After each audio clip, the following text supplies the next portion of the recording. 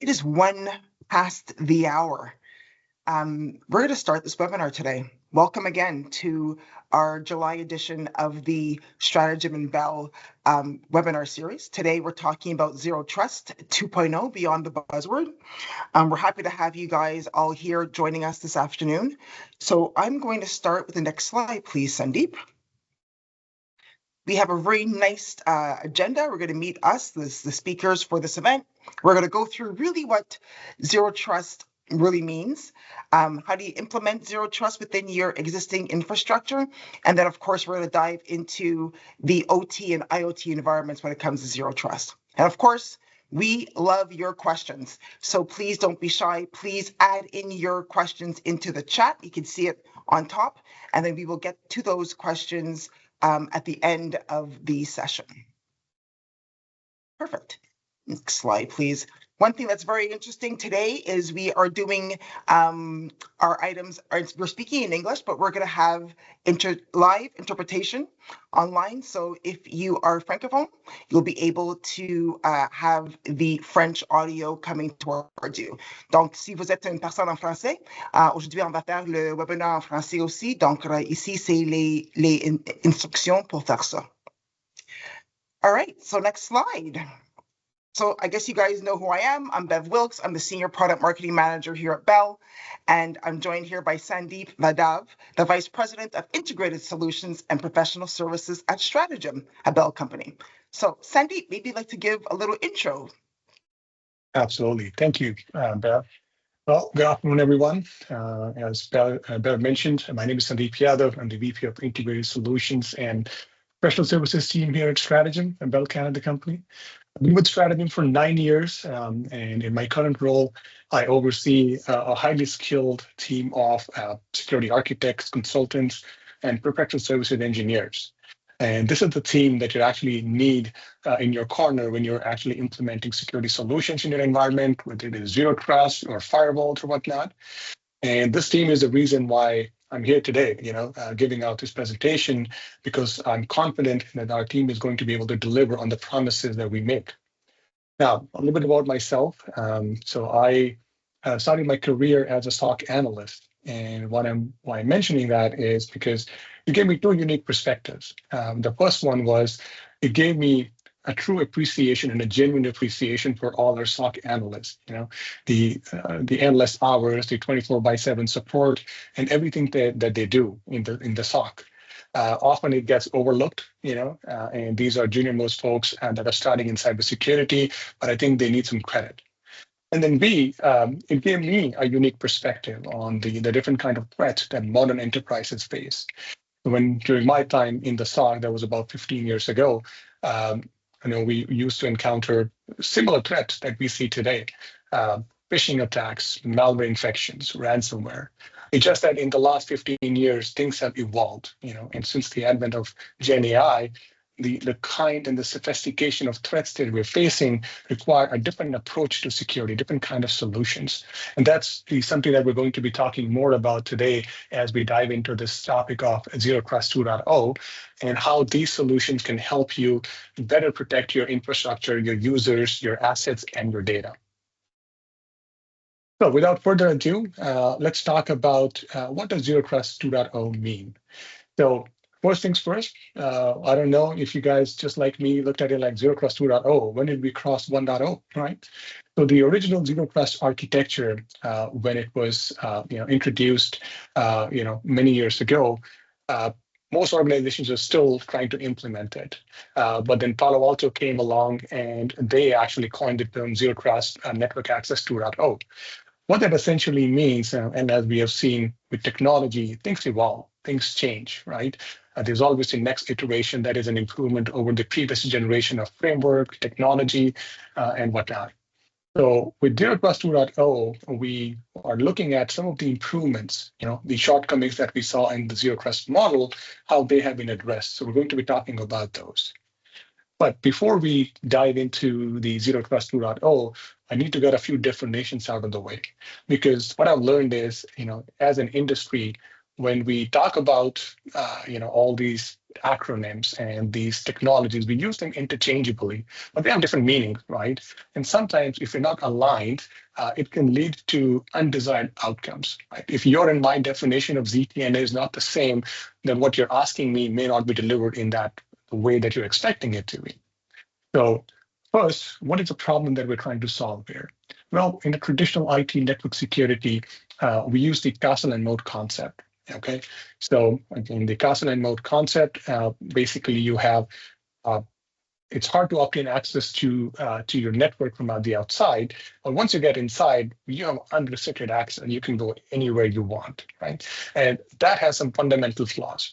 And again, in the modern world where more and more applications are moving towards the cloud, you don't really have the luxury of protecting that perimeter anymore, right? As we have seen, so many threats, so many breaches have occurred where the threat actors were able to gain access to your data, your customer information that was hosted outside your network. So the traditional approach where we invest a lot of time and energy and resources in protecting our perimeter doesn't hold true anymore. So that is our problem. So what are the solutions? Well, in 2019, Gartner came out with the term SASE, right? Secure Access Service Edge. So SASE is a security framework that combines network and security services delivered from the cloud to secure access to applications and resources for users and devices, regardless of their location. So the simple idea is that the users, regardless of they're on-prem or off-prem or working from home or at Starbucks, they should have the same level of access, right? And the access should be seamless. Now, just because they're inside doesn't mean they should be trusted inherently. And that's something that, Zero Trust addresses. Now, there are some key components of the SASE platform or the SASE architecture and framework, Secure Web Gateway, right? Ensuring that your users, when they're going to the internet, they are they have all the security controls that you want, that you implemented in a typical traditional IT environment on premises. They extend when they're remote as well. So if they're going to certain websites that you don't want them to, you can block them. Secure Web Gateway enables that. CASB, Cloud Access Security Broker. So for the longest time, shadow IT was a problem. Your employees are creating accounts on Dropbox, Box, and uploading sensitive data. CASB can help with that. It can detect and prevent users from doing that. Firewall as a service. So applying the same controls once again that you traditionally had in your on-premises environment that were delivered through your next-gen firewall, extending that to the cloud. So if the user is connecting to the internet and the cloud applications over outside of your traditional perimeter and your on-prem network, the same controls can be implemented on the UTM side, so Unified Threat Management, application discovery, DLP controls, and whatnot. SD-WAN, connecting your remote sites, connecting your branch offices into your primary data center. SD-WAN accomplishes that. And the last one is ZTNA, so Zero Trust Network Access. Historically, we have looked at VPNs as the solution for extending access to our corporate resources for remote users, contractors, and employees alike. Now, ZTNA kind of changes that. So rather than relying on VPNs that have many different problems, right? ZTNA allows seamless access for the user. And that is what we're going to be talking about, how the Zero Trust approach helps with that. What are the underlying technologies that you need and how it can help you. And the second piece and the last definition is the SSE, right? SSE is a subset of SASE and they're interchangeably used, but they're not the same. So SSE is essentially everything that we just talked about minus the SD-WAN. The SSE's focus is mainly on cloud delivered security, and if you have a cloud infrastructure, how we're protecting that. That's the focus. So most organizations, when they talk about SASE, I believe they're talking about SSE. And then within that, they're talking specifically when you talk to vendors and when they're offering you solutions for ZTNA, they are giving you the solutions that enable the remote users to connect to your on-premises resources and applications. ZTNA is the technology, Zero Trust is the framework. Now, what are these common or core tenets of the Zero Trust architecture? Well, in simple terms, we've all heard the adage, trust but verify. It takes it to the next level. We'll never trust always verify. And that is just the principle of it. So there is no inherent trust, whether you're on premises, off premises. Every single request coming in will be authenticated and properly authorized, whether you're an internal employee or a contractor. The solutions we use are different, but the concept is same. Using least privilege access. Historically, once you connect to the VPN, you have unlimited unrestricted access in the environment, and that's true for most organizations. Some of us have done a better job at segmenting our network, but not everybody is there yet. So using least privilege access, we ensure that the users, when they connect, they can only access the resources that they need access to. And lastly, assume breach. This is a term that you might hear if you have gone through a pen test. Assume breach is a scenario where we assume that, hey, our network is already compromised. As we learned, in a traditional castle and moat security model, it's hard to get inside, but it's not entirely difficult. Otherwise, we wouldn't be having so many breaches that have been publicly disclosed. So yes, it's difficult for attackers to get in, but they're very creative, right? They're able to, convince our users to click on links, or they are able to target some of our systems that have vulnerabilities to gain that initial foothold. And once they do, we need to limit their access. So we are properly segmenting our network, and we have a proper implementation of ZTNA. There is no concept of that internal trust, right? So now everybody who is connecting, they're only given access to specific things that they need. So one compromised endpoint doesn't compromise entire security for the organization. Now we bridge into Zero Trust 2.0. So Zero Trust 2.0 is all about continuous trust evaluation, context-aware access, and adapting the security controls when we do detect an anomaly, when we do detect something has not gone the way we want. Now, there are other concepts within the Zero Trust architecture. So things like continuous monitoring and validation. As we know, prevention as a strategy is great, but doesn't always work. So we need to have our detective controls. We need to monitor our SASE platforms, our ZTNA platforms, integrate them into your SIEM solution, and watch for those anomalies. And then when the alert comes in, have your analysts investigate them and remediate them through automation or through manual controls.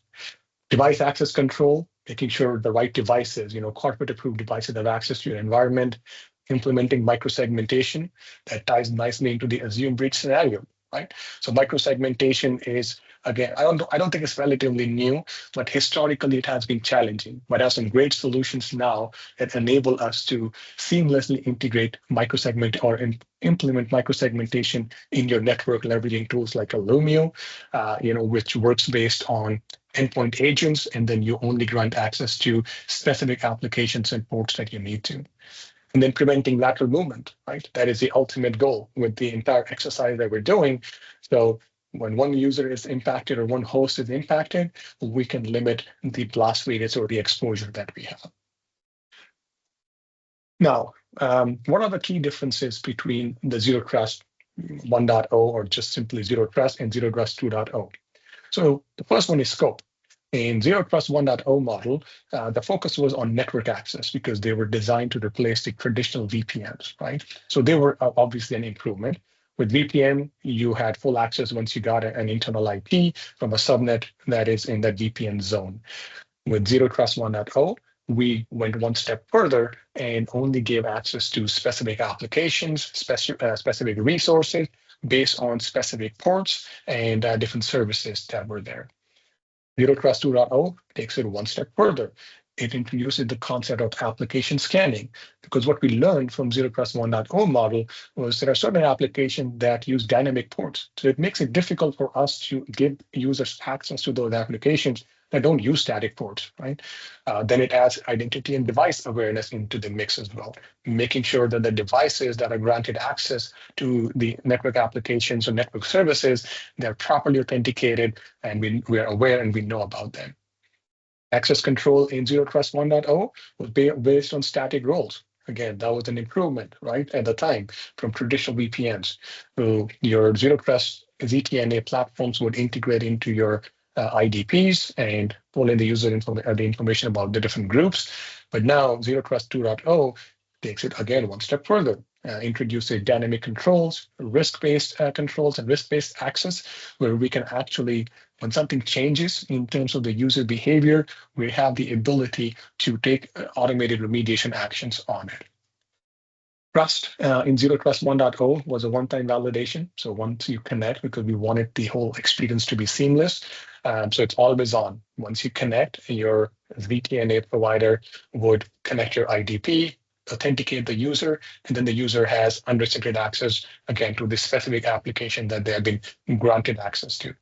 With continuous verification with Zero Trust 2.0, the access is continuously verified. So if something changes in terms of the geolocation, the IP address, or the device posture, the system is able to break that connection, sever that connection, and force the user to re-authenticate. And that can help in situations where token stealing, like something that has been very common now. So threat actors, they can steal the token from the user browser. And now they are that user when they log in from their machine. This can break that attack cycle. Enforcement was through manual policies. So you build your policies once and then you constantly adapt them. With Zero Trust 2.0, policies are driven through machine learning and also leverage AI into the mix. And with that, the policies are dynamically adjusted as well.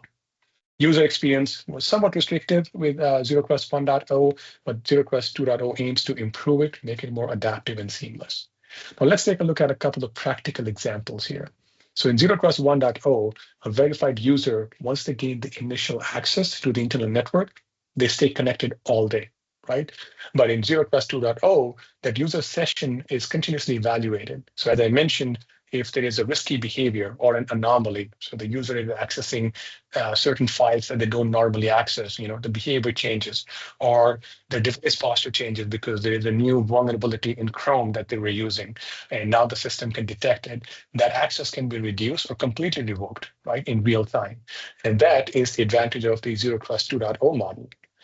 Another example of where we can leverage dynamic policies, right? So Zero Trust 2.0, you have a cloud environment where developers gain access to production containers. But we want to force that policy where they can only access those systems during specific hours from corporate issued laptops only.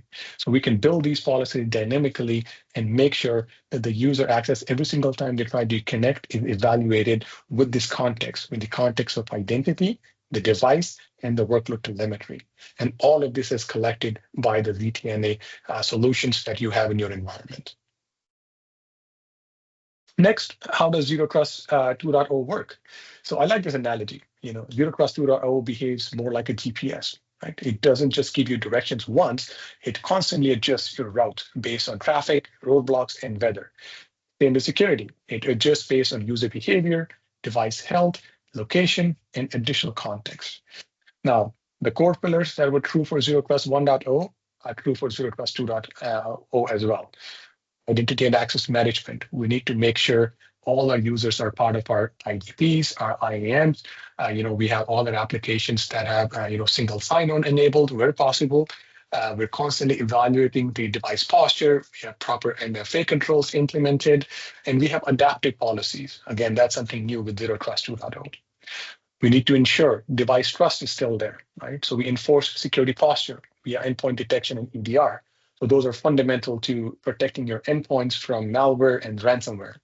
We need to make sure that you have proper MDM and UEMs implemented to do the compliance checks. Are we at the right patch level? Do we have all the right tools implemented? Do we have all the capabilities there? And whatever the compliance profile is, if there are any deviations, we can prevent that user from connecting. Microsegmentation, to limit the lateral movement and leveraging least privilege on the network level, not just the application, but at the network level.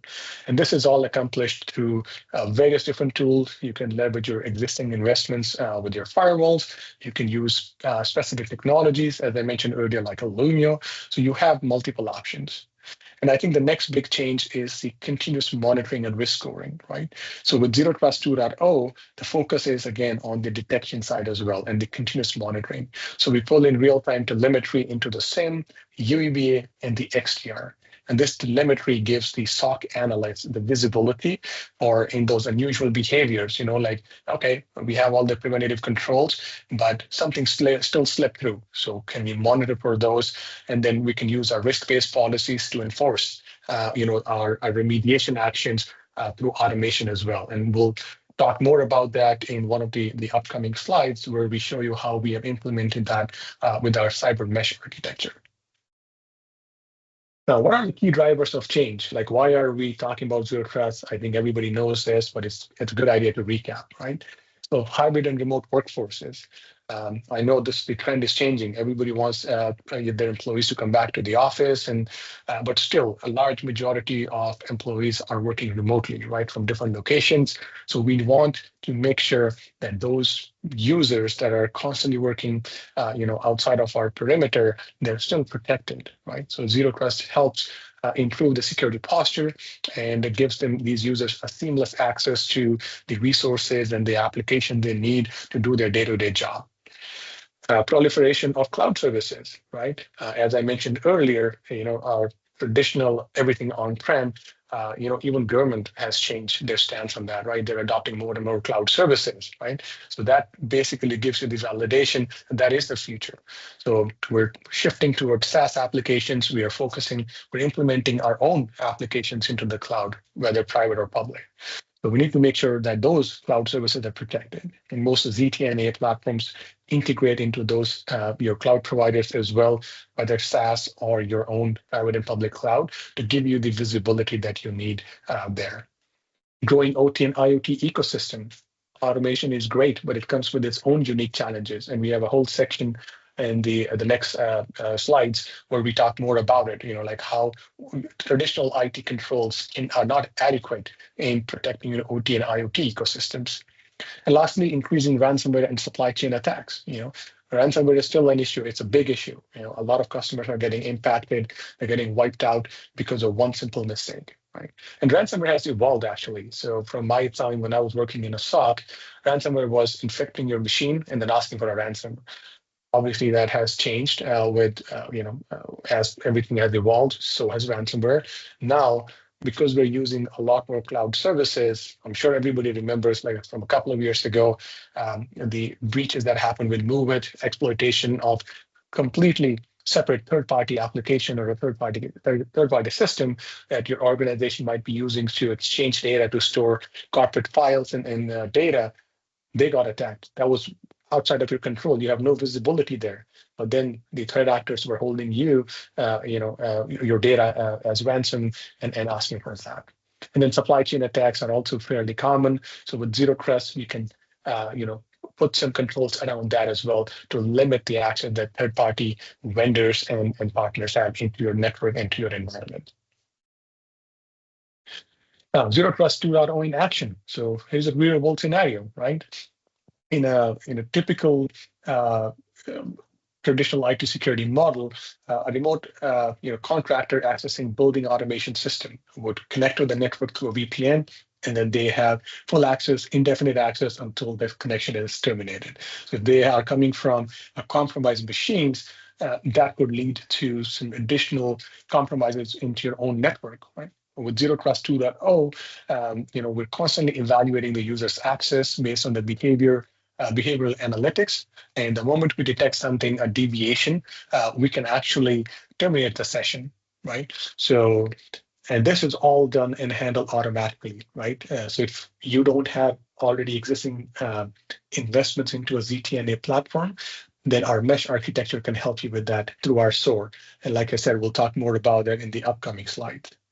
Now, what insights did we gain from this? Well, identity does not equal security. What that means is that we spend too much time focusing on who has access to our network, right, based on an identity. But once they have access, internal controls are pretty much non-existent. So we need to actually, put more controls, microsegmentation, to have visibility on that east-west traffic to see where the users are going, and that can limit the threat actors and the nefarious users their ability to laterally move around in your network undetected, for a long time. We have legacy systems. They're typically a blind spot. If you still have legacy systems because of, some application that cannot be upgraded for whatever reason, with zero trust, you can build compensating controls around it. Things like reverse proxy, right? So reverse proxy can extend access, so the user is still authenticated, and then they can go to a second layer of authentication into that legacy system that can integrate with your SSO. Automation and microsegmentation can speed up the response, right? So with automation, platforms like SOAR can kick in an automated playbook to take that action and isolate a machine or isolate a user account or revoke their session if you simply want them to re-authenticate. And all of this aligns to both the NIST and CISA frameworks. So if you are following those standards to deliver your cybersecurity services, they align very well with that as well. Now, implementing zero trust with existing infrastructure, right? We all know we don't have an unlimited budget, right? So that is a very key consideration for most organizations that, okay, I have limited budget. How do I allocate my dollars? What we're suggesting here is you don't need to do a rip and replace. You don't need to go and change everything you have in your environment. Start from there, right? Use the tools that you already have, right? So start small, figure out, go step by step. Step one, assess your current environment, identify users, assets, applications, and data flows. Having a good understanding of that can help us on how to protect them. The next step, define your protect surface. What are the most critical assets and transactions that need to be secured, right? So whether it is your customer data, your internal data, financial data that we need to protect, once we have a good sense and understanding, we start with those critical systems. Next, we establish identity and access controls, again, using your existing IDPs, whether it's Entra ID, Ping, Duo. We can build policies, we can integrate these applications, whichever ones are supported, into these IDPs and manage the access control around it, and then build the conditional access policies into it. And then lastly, monitor everything through a SIEM. I'm pretty sure most organizations in today's day and age have some sort of a SIEM, whether on-prem or to a third-party service provider like Strategem. That SIEM can then be the aggregator for all the data that is coming in. Now, I understand a lot of organizations lack the internal expertise or resources to manage this transformation. That's where we can help. Strategem offers zero trust assessment and implementation services to guide and operationalize your journey end to end. Now, diving further into what existing investments can you use for your zero trust architecture and implementation? Firewalls and SIEM. Firewalls, they act as a dynamic policy enforcement point. Most next generation firewalls, they have the ability to detect applications in your network. They can enforce those controls around those as well. They can integrate with your IDPs to provide you identity context and awareness and about endpoint as well. So depending on the vendor, and again, most vendors do it, they have their own endpoint solutions and agents that can go into your host, and that provides that additional telemetry data that the SOC analyst didn't used to have. And that can exponentially speed up the investigation process and our ability to contain those threats. Firewalls can be used for logical segmentation of different critical applications and different type of data you have in your environment. So implementing network segmentation with firewalls can be a little bit challenging, but it's not impossible, right? If you have limited budget, that is something that we can help with as well. Next, on the SIEM side, we can correlate data from firewalls, identity providers, EDRs, cloud apps into a single repository. And then we can use that data to perform real-time continuous monitoring and identify those anomalies. And when we detect something, we can trigger a playbook through its SOAR integrations, right? We can detect anomalies, behavior baselines, and as I said, if you have implementations of a SOAR platform in your environment, it can automate that remediation action as well. Now, again, Strategem has been delivering that. This was our core product, the security as a service, that includes a cloud SIEM, a SOAR platform in there, and everything else that the customer has is seamlessly integrated into our mesh to give customers the ability to benefit from this cohesive view, right? And this is the mesh architecture that I was talking about earlier. So what is the mesh architecture? Think of it as a connective tissue across all your existing security tools. One of the biggest challenge that I've seen in a SOC environment and for most enterprises is the siloed view, right? So you have your firewall with the next-gen firewall data that is all there. It's all great data, but it's just limited to that firewall. So now I have that. Your IDP logs are, whether it's in Azure, in Entra ID or Ping or Duo, they remain there. Then you have your Windows logs, then you have your EDR logs. They're collecting all this telemetry data, but if they don't talk to each other, if you don't connect them somehow, your view and your SOC analyst's ability to detect and correlate that information will be very limited. right? So our mesh architecture basically is vendor agnostic, right? So we have included some logos just to give you an idea of how which solution and technologies we can integrate, but we can virtually integrate with anything.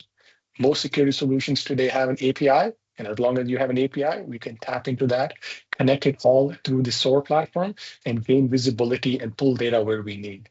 And we have real-time data correlation capabilities. We have threat intelligence data feeding into it, and we have the ability to automate the response, right? So in our case, FortiSOAR enables instant containment.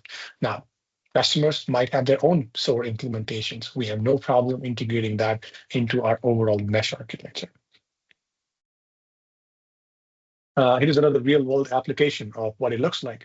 So with our mesh architecture, one of our healthcare provider customer was using a legacy EMR, electronic medical record system. And it was excluded from identity federation due to some limitation. But because we had it integrated into our mesh, we detected a suspicious access based on some telemetry data we were collecting. And once this behavior-based anomaly was detected, the system triggered an alert, and we were able to disrupt the attack and block it without it causing any significant damage into the environment. The hospital was able to maintain their uptime, meet the compliance requirements, and was able to avoid costly remediation. But this is just one of many examples how when you have all your siloed technologies, they are integrated with each other, they give you this 360-degree holistic view that you can benefit from, right? And that can basically drive your remediation efforts before any major harm is done. Now, use case prioritization. So where do we start? Where do we begin, right? So we start with our high value assets, as I mentioned. You should know what your crown jewels are, whether it is your financial data, whether it's R&D or development data that you have, or your customer data, right? So identify those assets. So here we obviously take the crawl, walk, run approach. So first we gain visibility, understand the baseline behavior for these high value assets, like who has access to them, what level of access is needed, and where are they hosted? Is it on-prem? Is it in the cloud? What kind of compensating controls can I apply if there are some technical challenges in protecting them? Next, we identify the high-risk users, contractors, privileged accounts, third parties, and then we impose policies and add segmentation. So again, should one system, one account be compromised, the blast radius can be limited. Exposed environments, remote access, cloud storage. As I mentioned earlier, that is also a big challenge for most organizations. So remote access, just last week we're reviewing some metrics during our weekly call, and one of our customers, they still use traditional VPN, and we've blocked through automation 5,000 attacks against their VPN endpoint gateway.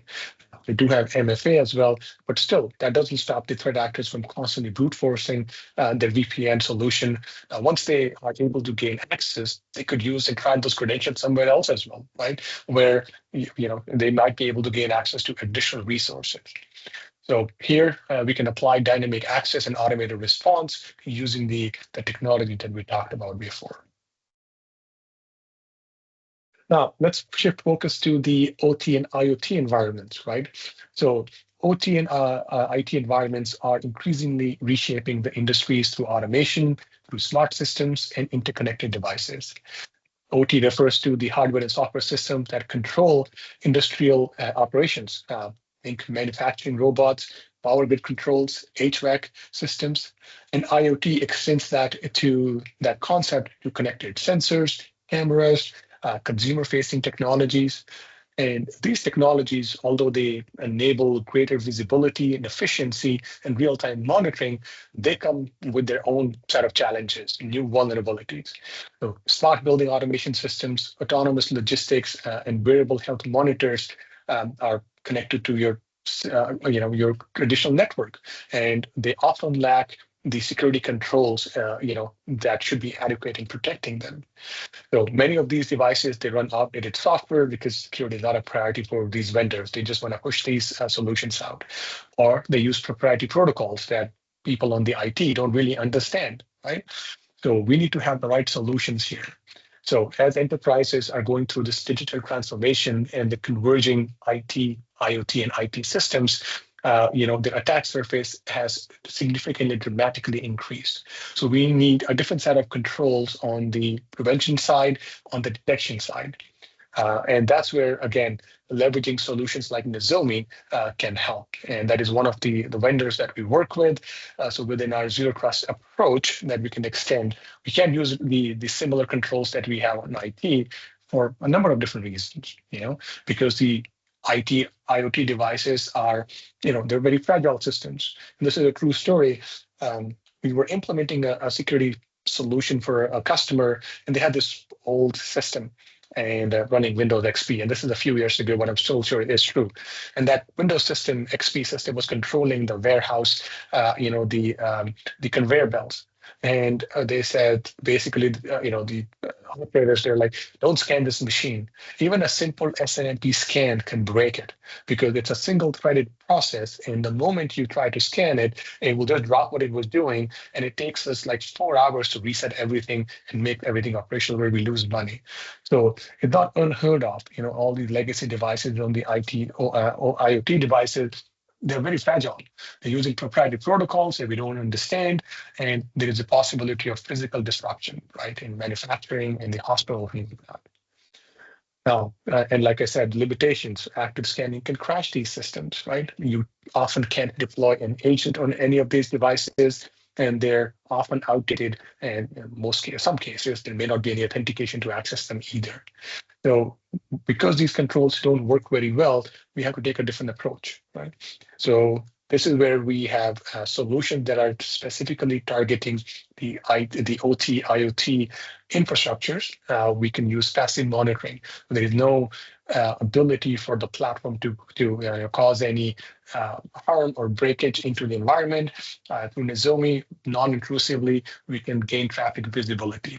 It can do asset discovery. It can implement microsegmentation policies. Right? It understands the protocols that are being used in the OT environment, and having that understanding, it can again do obviously the detection, but also implement prevention policies if we wanted to.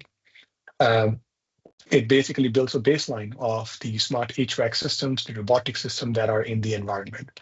And obviously visibility without disruption. So with real-time policy insights without touching live systems. So all of this is done passively day one, but once we have gained complete insight, we have tuned the system, you can actually move into automated remediation as well. Another real world scenario, so at a major airport, so we have a couple of customers, international airports that we manage. The HVAC system and the baggage handling system had no centralized monitoring, right? After implementing passive traffic inspection and segmentation policies, we were able to detect anomalous behavior through a misconfigured PLC.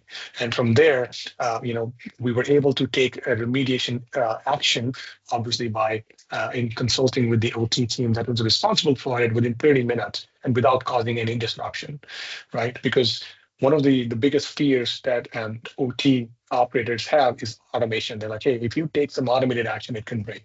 So we can adapt. We can take a flexible approach where we work with them to understand, okay, what is the implication of this action that we're taking? And if automation is not possible, we work with them and still identify and resolve and remediate the issue, rather quickly.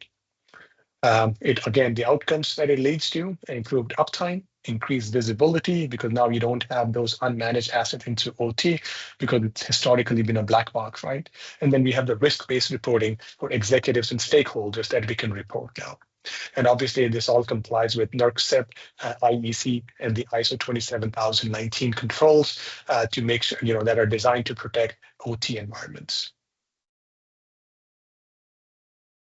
Implementation roadmap, right? So how do we do this? How do we implement it? Well, we start with access. So again, we've all covered most of this in the previous slides, but building a baseline for your identities, your devices, and network posture.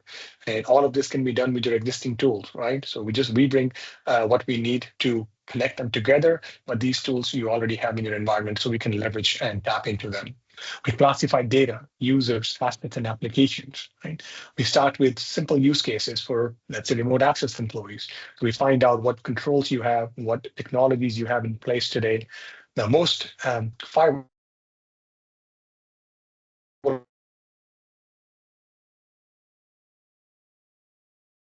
like I said before, you don't have to do a rip and replace and you can implement something net new. You could just work with your existing provider to implement the new ZTNA controls. We integrate everything into the IAM, SIM, XDR, EDR, and to provide that cohesive view. And lastly, we use AI and ML for anomaly-based detection, policy tuning, and automating those responsive actions, so that we can contain the threats in near real time. And lastly, we all know this, right? Zero trust is not a product; it's a strategy and journey, right? And the last slide I have before we go into Q&A is common myths and pitfalls, right? So myth, zero trust breaks user productivity. Not really true. In reality, it does the opposite, right? So if properly implemented, the users are able to seamlessly access the application, the resources that they need access to, right? And again, the key point is if properly implemented. Myth, it is all or nothing. Again, not true. As we all know, Zero Trust as a framework is not a technology or a single piece of technology. It's all these different controls that were fundamental that still are there. So we can do a gradual rollout, right? Starting with high-risk areas, understanding the applications, using what you have, and then slowly transform and add additional controls as we need. Myth number 3, VPNs are equal zero trust. Not necessarily. And I think this confusion arises from the fact that all the traditional VPN vendors are now, rather than using the word VPN, they just use ZTNA. In their defense, most of them do actually have come up with new technologies that enable that, but we need to be, we need to stay clear on that. We need to properly understand, okay, what is the solution, how it works, and how does it fundamentally differ from the traditional VPN. So with zero trust, with proper implementation, we can remove that implicit trust entirely from your network, and making sure you remain protected. All right, and now we have the interactive Q&A. Bev, do we have any questions? Hello. Yes, indeed. Thank you for that, Sandeep. Every time I do these webinars, I learn something new. So it's always good, always great to chat. We do have quite a few questions. I'm going to start with, I think, maybe one of the more harder questions. Sure. It's on IoT devices. So how do you handle IoT devices that have hard-coded credentials and no authentication capabilities at all? Yeah, that's a good question, actually. And like I said, OT and IoT environments have historically been a black box for IT security professionals, right? You always have them segregated, and most organizations have it properly segmented, not all, but most of them, they would have it segregated, right? Now, how do we monitor that in this specific challenge? It's very unique, right? And I have, like I said, the proprietary protocols, like you have no idea how it works. That's where you have to use these specific technologies like Nozomi. This is all they do, OT security. They understand, right? So they can obviously bring in the detective controls. So where they go in, they're passively monitoring. So yes, you do have hard-coded credentials and someone is connecting to it, but now we have visibility into who's connecting to it. And is it normal? Okay, is there a deviation from it? Do I now suddenly see a separate system connecting to it? So yes, we can't fix the issue with the hard-coded credentials, but we can at least add the monitoring component, monitoring layer on top of it. Love it. Thank you for that. Next question over here. Again, we're going to stick on the IoT OT topic. We have critical OT systems that cannot tolerate any downtime. How do you implement zero trust without disrupting the existing operations? Absolutely. And again, we understand everything that OT does is critical, right? To the business, to the safety, right? Because OT systems are controlling your water supply, your nuclear power plants, manufacturing. A simple, a mistake can lead to millions of dollars in damages and losses, like lost productivity. So obviously we understand that. And that's why I've been emphasizing on the fact that, yes, whenever you introduce a new technology into your environment, forget OT, even IT, there is always that risk. And this is in the back of your mind. Okay, is it going to break something? With OT, that risk goes exponentially up. So as I mentioned earlier, we take a very, defensive approach and, a controlled approach here as well, where we start with just pure, simple monitoring. It's passive. Your span port that has absolutely no ability to break anything. right? So once you do that, you have building a baseline and a profile. And then from there, you can take a very slow approach with implementing the necessary controls, the automations, right, as you see fit as per your business requirements. But day one, we are not introducing anything in line. We're going to be using things that are completely passive and monitoring everything, with no ability to break anything. But all right, I have one about migration. I think is Yeah, really interesting. So how long does a typical zero trust implementation take to hold? And right. can we start seeing benefits before a full deployment? So what, like, the start and the end of that is the real question here. Absolutely. And I think that is the number one question executives ask, right? Like, okay, this is, I'm investing all this money into these technologies, into these controls. When do I see the ROI, right? Now, the issue with that is it's hard to give a timeline because every enterprise is different, every network is different. So if ZTNA were a technology, if it were just a firewall, I could have told you like, hey, looking at your existing infrastructure, I can do that in 6 weeks. But it gets more challenging with ZTNA because there are so many components that are involved. So a typical implementation, depending on where you are on the maturity spectrum, could last anywhere from months to years. Okay. Now, like I said, we don't have unlimited budget either. So sometimes we have to wait until the next budget cycle to make that investment and incorporate the new technology that we need, whether it is ZTNA or next-gen firewall or whatnot, to make sure that we are implementing all the principles of ZTNA. So, but can we see some benefits? Absolutely. As we went through the slides, just leveraging your existing technologies, we can use them to go and to make incremental improvements, right? There is no big bang with zero trust, right? You can't just deploy technology tomorrow and say I'm compliant. It's a slow iterative process, leveraging the existing technologies. So you should still be able to see some benefits from it, right? But the full implementation lifecycle and the timelines would really depend on the maturity of the organization. I love that answer. Thank you for that. Let me see here. So I think this kind of goes in line with the previous question. So do we need to rip and replace our existing security infrastructure to implement zero trust? Mhm.